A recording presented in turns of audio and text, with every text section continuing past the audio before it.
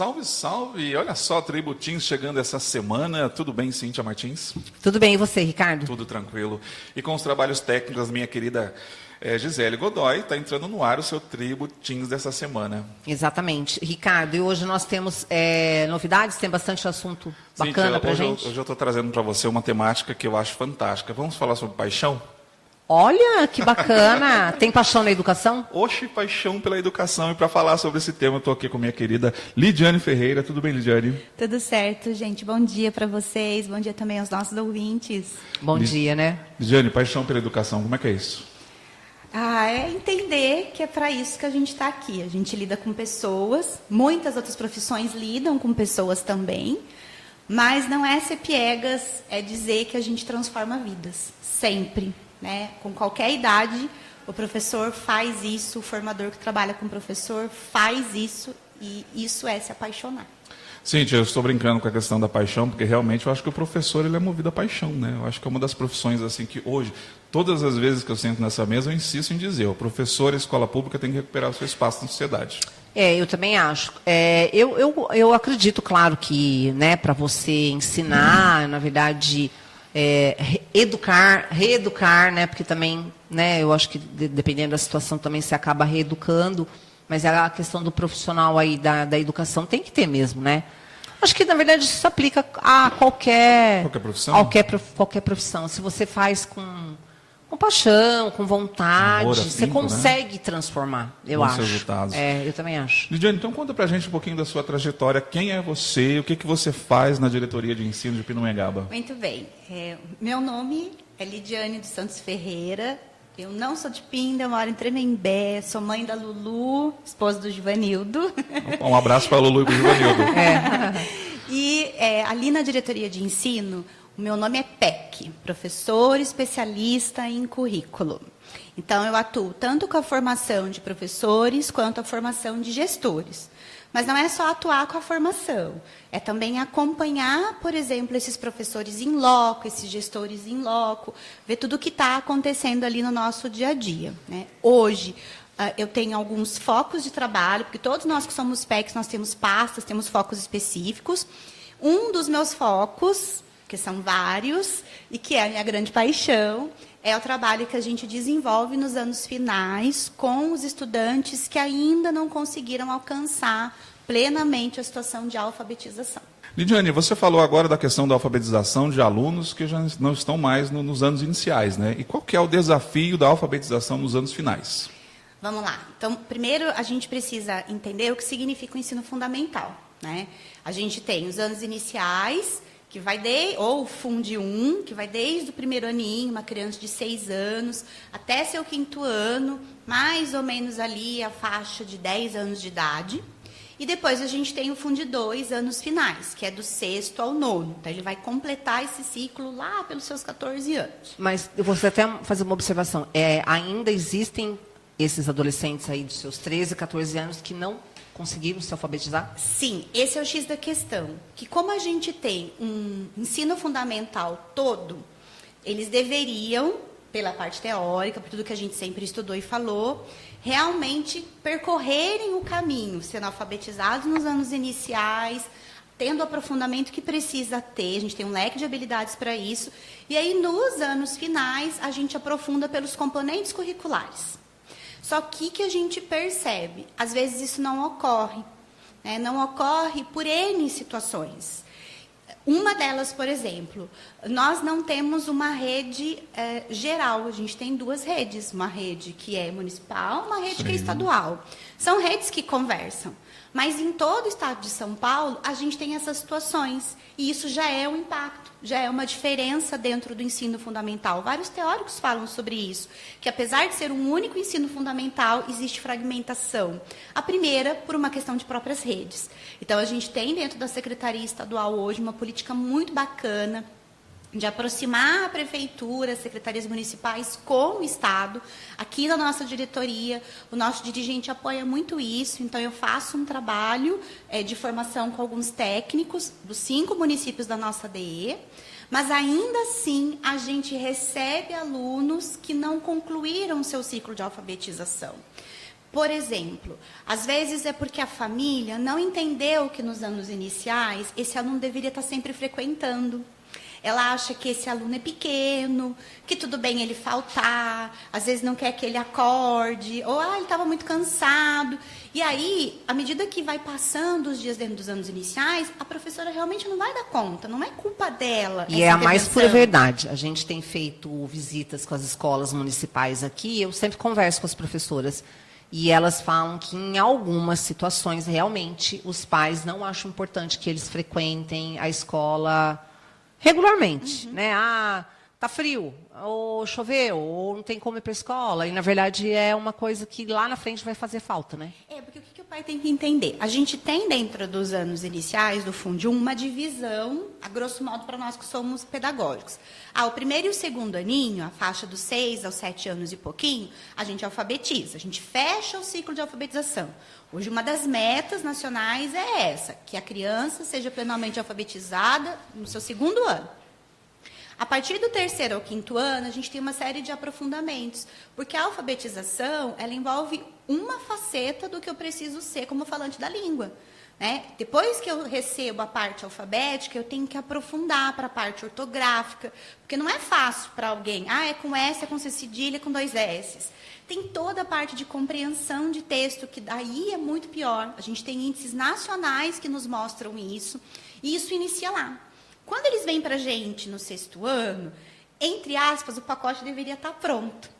Porque esses professores de 6º ano são professores de componentes curriculares. Ele não é um pedagogo na maioria das vezes. Ou seja, são matérias específicas, é isso? Isso, português, matemática, inglês, arte, eu sou do componente.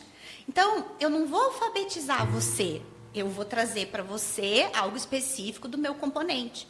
Só que se você já traz essa defasagem, e é uma defasagem histórica, né? Ela não é só nossa, infelizmente, especialmente a parte de compreensão textual, só vai se agravando. A gente fala que é como um iceberg.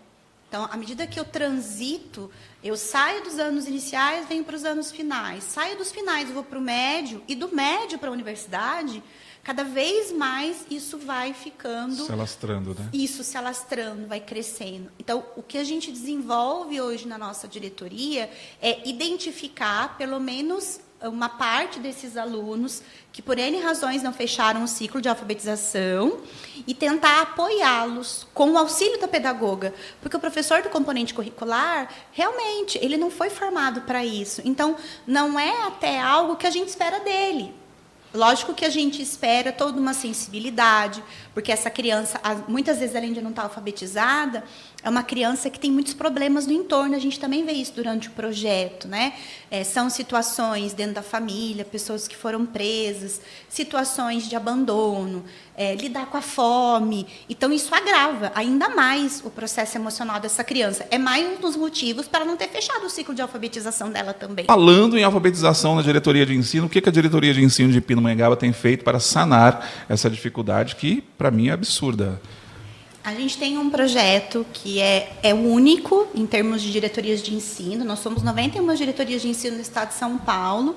E até onde eu sei, pelos relatos que eu recebo, esse é um projeto único. O que nós realizamos? Então, no começo do ano letivo, eu elaboro uma avaliação diagnóstica. Todas as nossas escolas de Fundi 2, são cerca acho que de 21 a 22 escolas, elas aplicam essa avaliação nos nossos alunos de 6º ano, nos enviam as planilhas, e a gente tem a percepção dos alunos que não alcançaram o ciclo de alfabetização. Através destes números, a gente faz uma eleição de algumas escolas que a gente pode atender. Porque como a gente precisa do contrato de pedagogas, nós contamos com uma parceria externa, né? No momento, é a Parceiros da Educação e a FLUP que apoiam esse projeto na nossa diretoria de ensino. Então, a gente conseguiu, por exemplo, ano passado, atender 4 escolas. Esse ano, a gente dobrou, a gente conseguiu 8 escolas. Então, através dessa tabela, dessa avaliação, a gente identifica as escolas que têm o maior percentual de alunos que não concluíram a alfabetização, e a gente vai até a escola com essa pedagoga, para que ela justamente ministre aulas de alfabetização. E é muito importante a gente olhar, perceber o cuidado, né? Isso foi algo que o nosso dirigente trouxe muito para nós, de que esse aluno conseguisse realmente realizar a aula no período de aula. Porque se eu colocar no contraturno, a gente enfrenta um outro desafio. Difícil, né? o almoço, o deslocamento, que muitas vezes a criança não vai voltar, o estudante não vai voltar. Então, a gente faz toda uma organização para que essa criança, esse estudante, consiga, em uma aula, 2 aulas, concomitante às outras aulas, receber o auxílio da pedagoga. Lidiane, que desafio, né? Porque é uma tentativa de correr atrás do prejuízo, né? Demais. E o que, assim, chama atenção é que a gente começa o projeto com o 6º ano. Esse é o nosso start. Só que quando as pedagogas vão para a escola, sempre tem assim, olha, o professor acha que tem um aluno de 7º que também não sabe. Tem como investigar? Um de 8º, um de 9º. Então, hoje, das nossas 8 escolas, nós temos 173 estudantes sendo atendidos. Destes 173, 2 são 9º ano. Eu acho que a gente tem uns 20 e tanto de 7º ano, mais alguns de 8º. Mas eu vou fazer uma pergunta, talvez seja uma pergunta um tanto quanto delicada. Né? O fato dele não ter esse preparo no 9º ano, mesmo que tenha sido identificado isso anteriormente, isso não faz ele ser retido no ano anterior? Não mais, né? Não, porque a gente também tem que entender que quando a gente avalia o aluno nos anos finais, a gente usa vários instrumentos. Não é só a escrita. Então, se esse aluno é capaz de compor uma resposta para a gente oralmente, se de repente, numa situação de uma atividade em grupo, o colega ajudou, e esse aluno também vai tentando achar alternativas. Porque tem uma hora que ele percebe que não tem alguém para alfabetizar, e ele vai ter que achar um caminho. A gente espera, inclusive, que ele ache o caminho de auxílio, porque o que a gente percebe também? Se é uma criança, se é um estudante que vai ficando, ele pode acabar se tornando aquele aluno que dá problema. Nossa, aí a gente vai chegar num contexto que é o clima escolar, não é? Exatamente, porque qual é a tendência? Eu brinco até que assim, o 6º e 7º são os mais fofinhos, porque ainda estão transitando, né, de ser criança para ser adolescente, entendendo essa nova escola, porque também é um super desafio para eles. Mas eles aceitam mais, eu acho, que uma Exatamente. Intervenção, assim, Do não que uma um intervenção. Exatamente. Mas, olha, você precisa, com essa idade, tentar recuperar aí, sei lá, o seu tempo perdido. De repente, quando você já está com um pouco mais de idade, né, com 14, 13, 14, 15 cresce, anos. né? Não, e aí você. Isso é natural, né, da adolescência, né? De às vezes ser questionador, não concordar, não querer, não é? Não, e até assim, acontece não isso, mostrar, né? não mostrar sua fraqueza. Você acha que ele quer mostrar que ele não sabe ler? Que ele não sabe escrever? Pro grupo de amigos, né? Pro grupo de amigos. Então, ele prefere o quê? Bater de frente. Então, isso também é muito bacana do projeto. A gente tenta recuperar isso, porque não é só uma questão de auxiliar essa pessoa a ser alfabetizada. É uma questão de eu inserir ela no meio social, de dar vazão para ela realmente atuar como cidadão. É isso que a gente quer. Então, o projeto perpassa muito mais do que fazer ele ser alfabetizado.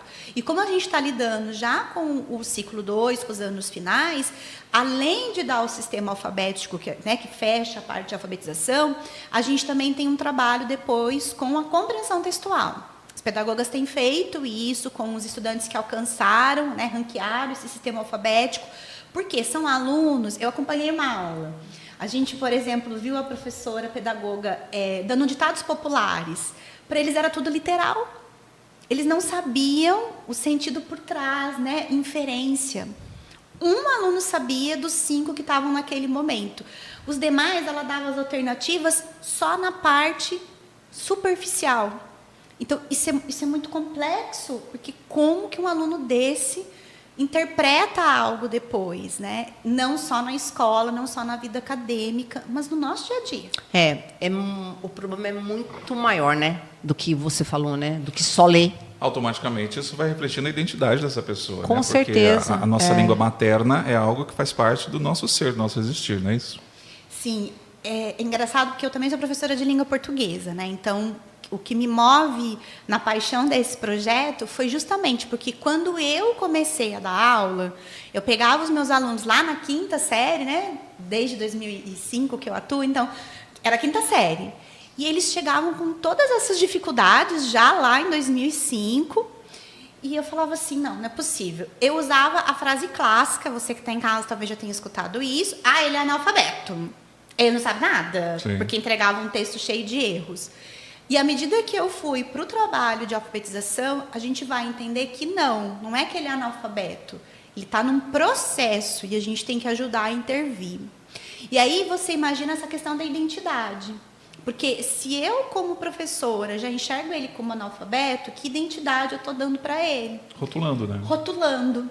Então, à medida que eu também fui movimentando isso dentro de mim, que maneira legal que eu fui enxergando o outro, que diferença que foi o meu olhar. Mas, de novo, foi porque as situações me levaram a isso, então eu fui para o campo da pedagogia.